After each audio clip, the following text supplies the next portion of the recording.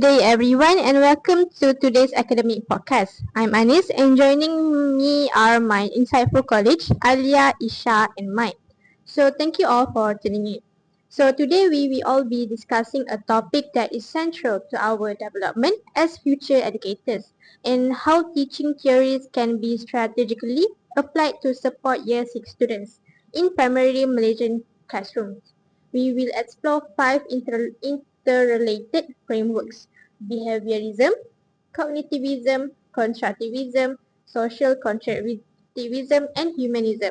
So we will examine how they can be applied in practical classroom contexts. So by discussing their limitations and consider how they can complement on one another to create an environment that is academically rigorous, socially inclusive, and emotionally supportive. So later in the session, we will also answer questions submitted by peers on Instagram and online forums. So Alia, could you provide an overview of the theories we will focus and explain why they are particularly important for Year 6 students? Thank you, Anis. I am happy to provide an overview. Today, our discussion revolves around five teaching frameworks that are essential for supporting learning at the Year 6 level.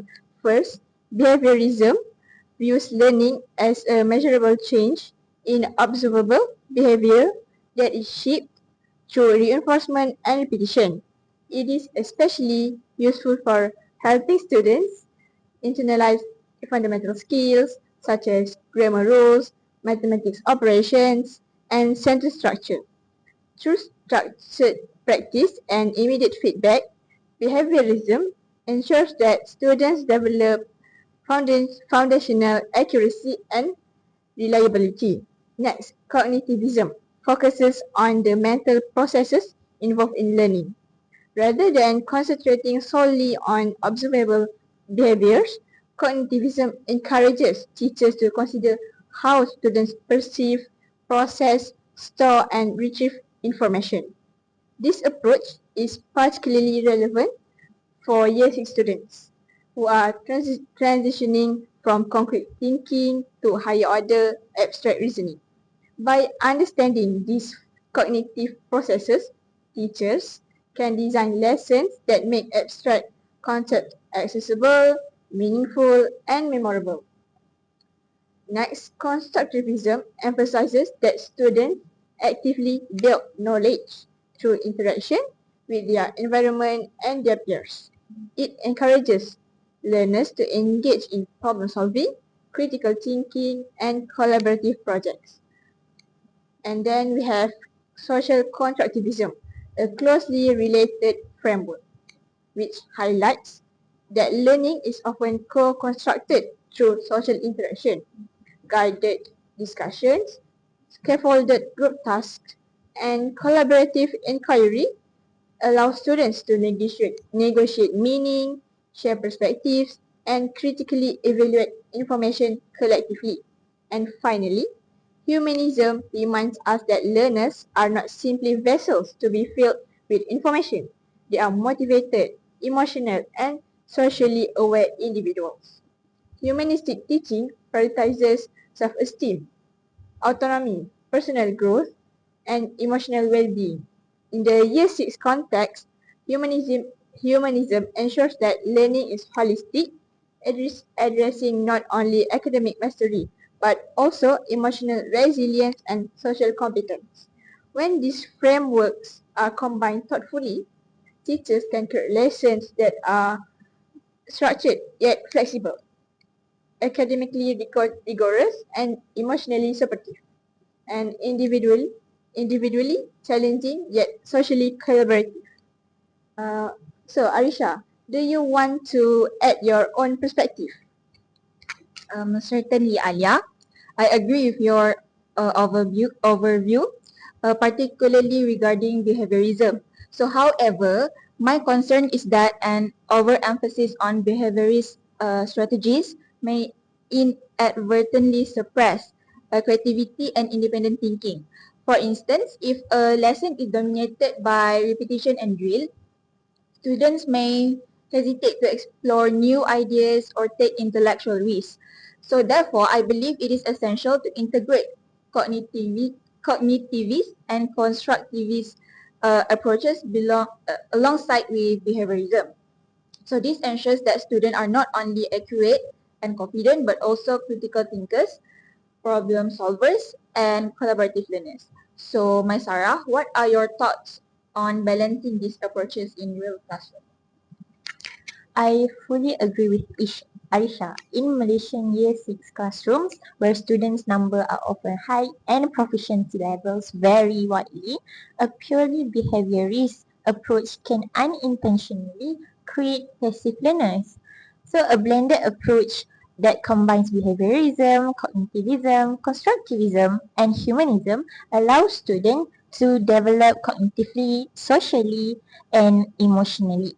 For example, a writing task may involve repeated grammar drills, which is behaviorism, to ensure accuracy, guided planning, and evidence evaluation, which is cognitivism, to foster analytical skills, and collaborative discussion and negotiation of ideas. Social constructivism is to build teamwork and critical thinking.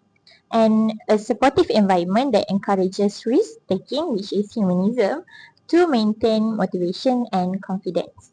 This integrated approach is essential to meet the diverse needs of Year 6 learners. So excellent. So we have now set the stage of our discussion. So let's move into our first detailed segment, behaviorism in practice. So Alia, please lead the way. Thank you, Anis. Let's begin with behaviorism, which is one of the foundational frameworks in education. Behaviorism emphasizes observable changes in student behavior shaped by repetition, reinforcement, and immediate feedback.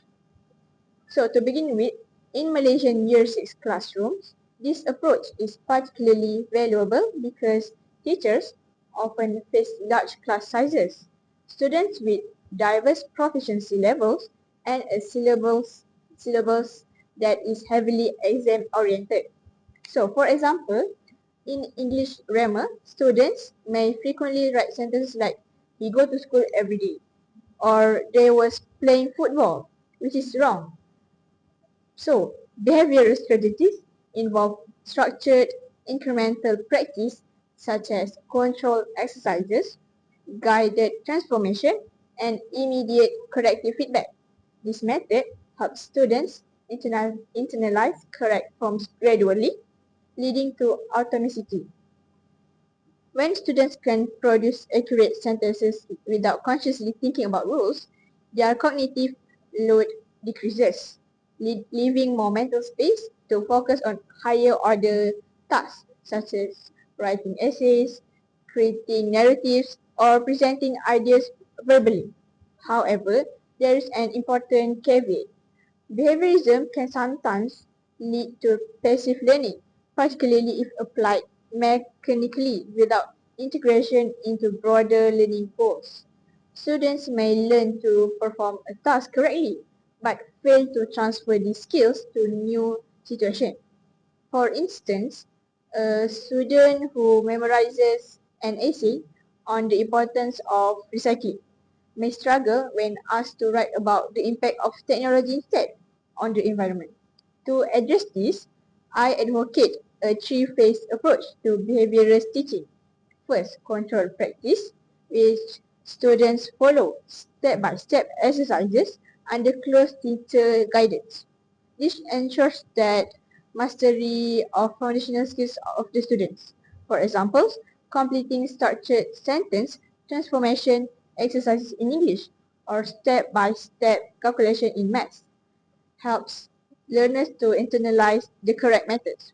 Second, guided modification, where students apply learn, learned skills in slightly varied or extended context with teacher feedback. For instance, after practicing past tense sentences, students may be asked to write a short story using multiple tenses, while the teacher guides them to notice patterns and correct errors.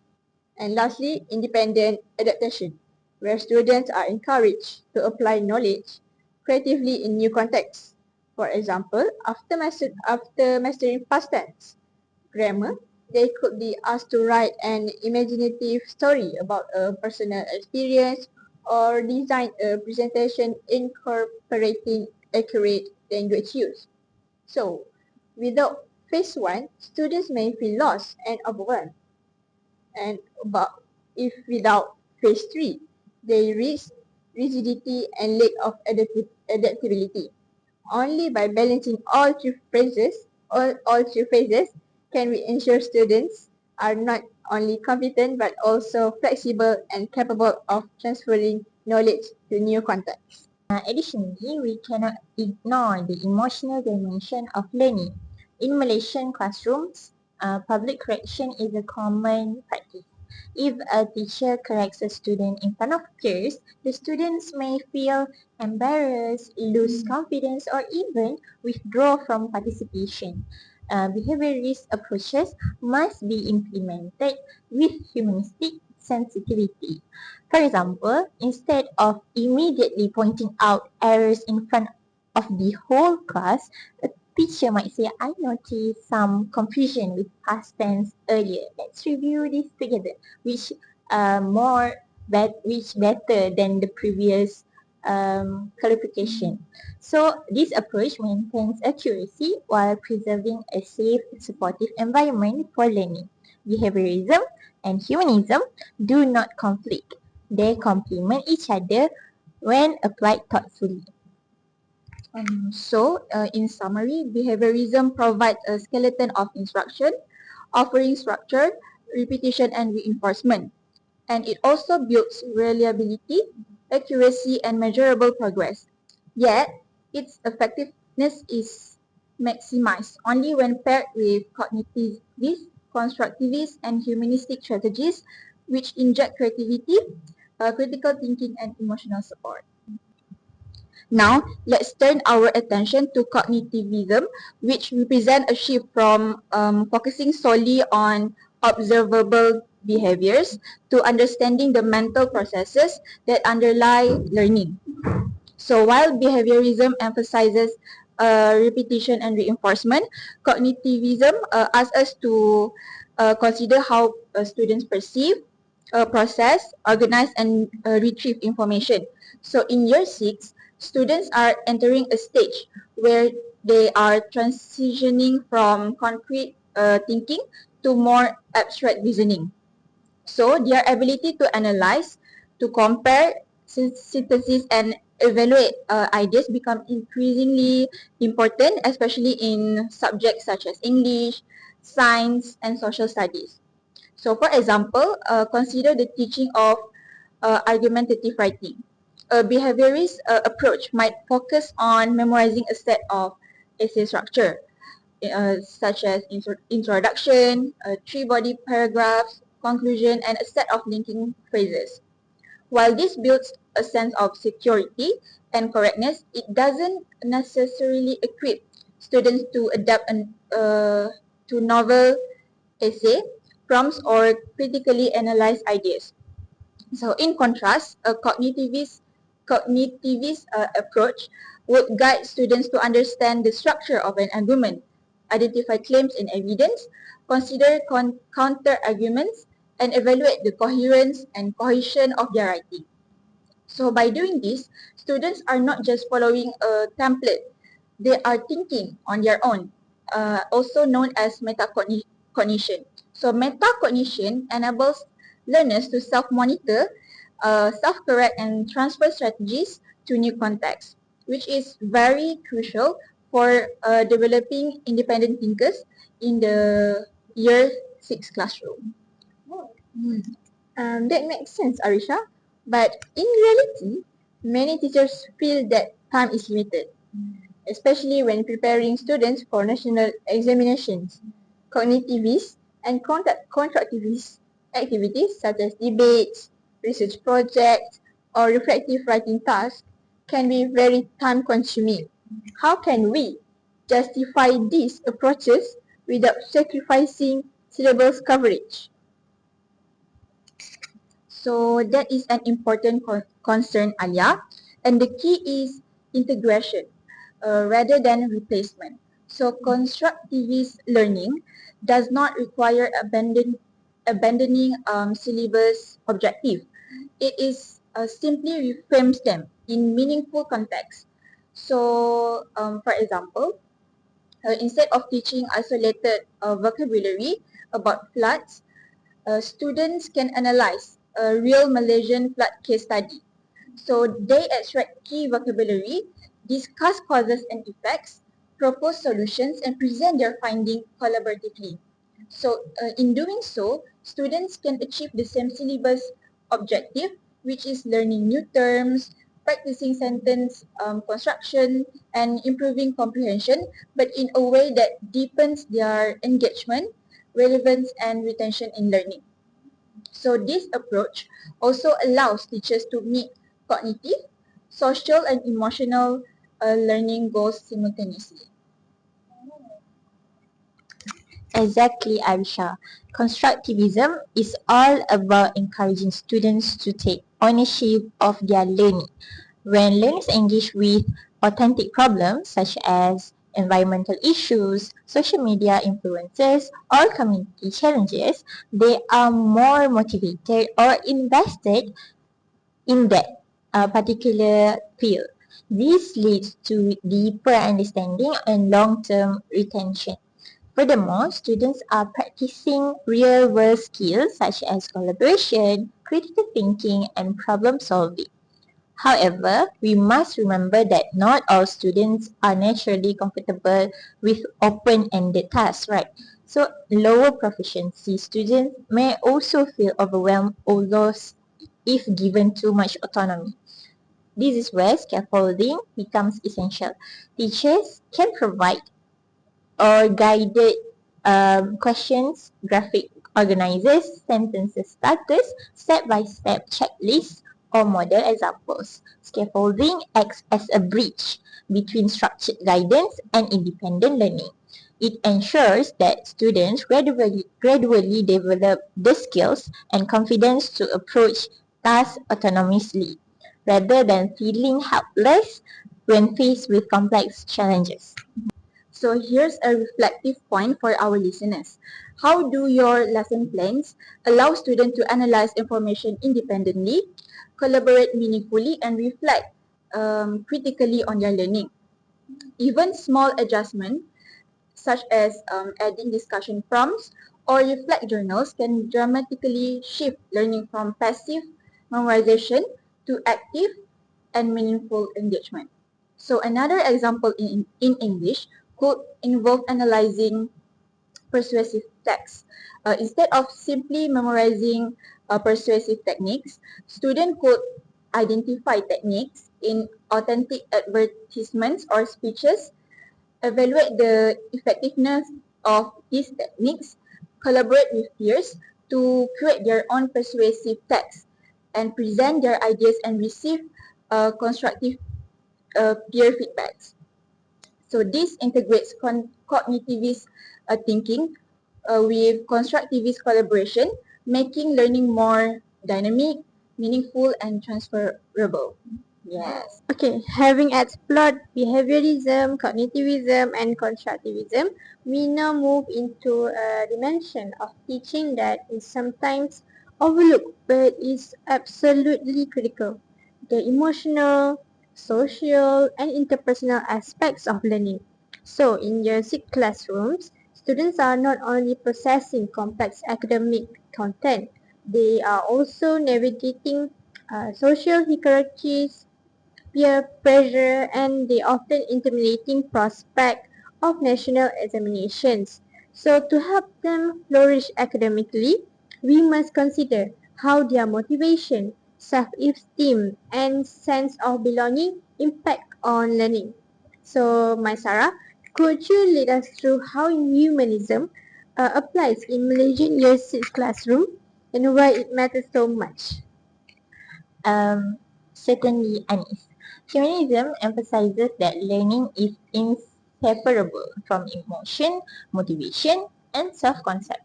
Year 6 students, especially in Malaysian classrooms, often experience a mix of excitement, anxiety, and self-consciousness. So some students may feel confident in their English skills, raising their hands frequently, sharing ideas, and contributing actively. Others may feel intimidated, fearful of making mistakes, or anxious about peer judgment. Emotional insecurity can lead to withdrawal from participation. Even when students understand the content perfectly, they feel fear of being judged. Teachers therefore must cultivate classrooms norms that prioritize respectful interaction, where students should feel that their ideas are valued and their peers will respond constructively. Encouragement over perfection, which focusing on effort and progress rather than only correct answers help reduce anxiety. Next is recognition of effort. When acknowledging small successes builds confidence and intrinsic motivation. Safe environment for making mistakes, which mistakes are reframed as learning opportunities rather than failures.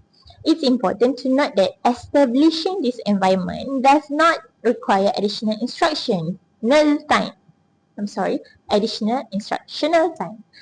It requires intentionality and consistency in tone, interaction, and feedback. Even simple practices such as greeting students individually, using their names, and asking them for their opinions can have profound effects on their engagement and motivation. Mike, that is very insightful. But in reality, how can teachers maintain this emotional safety while also managing large classes? As we all know that Malaysia have large classes, right? Tight lesson schedules and a syllabus that is often rigid and examination driven. Isn't there a risk that prioritizing emotional well-being might compromise content coverage?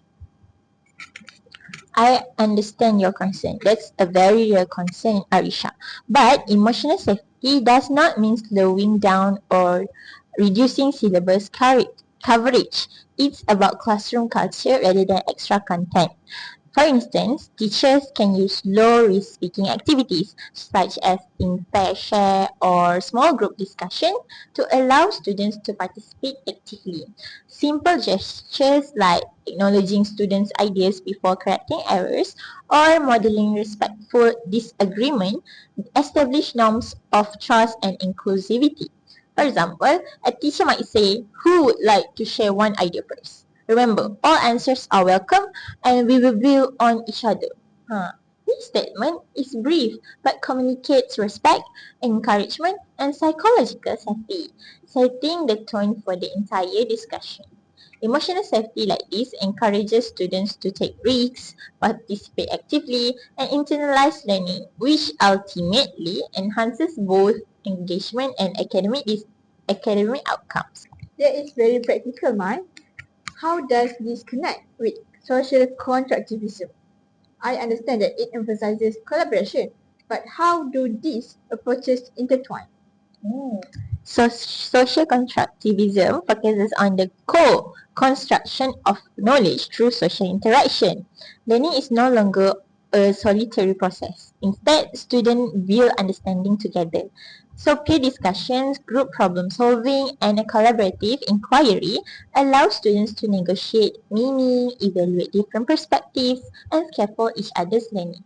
However, for these interactions to be effective, they must be structured intentionally. For example, consider a Year 6 English writing task. Assign roles such as facilitator, recorder, presenter, and language monitor to ensure everyone has the responsibility. Set clear objectives, expectations, and timelines so students understand that what success looks like. Rotate roles regularly so that stronger students do not dominate and weaker students gain opportunities to lead and contribute meaningfully. These strategies ensure that all students are actively engaged, contribute to the group's knowledge construction, and develop both cognitive and social skills. Social constructivism, when implemented with humanistic principles, promotes emotional safety while fostering collaborative cognition. So, in short, humanism and social constructivism work hand in hand. Humanism addresses the emotional and motivational dimensions of learning while ensuring that students feel valued, safe, and confident. Social constructivism focuses on the social and cognitive dimension, ensuring that students engage meaningfully, contribute equitably, and co-construct knowledge. The synergy between these approaches creates a classroom where students are not only academically competent but also socially aware, emotionally resilient, and motivated to learn.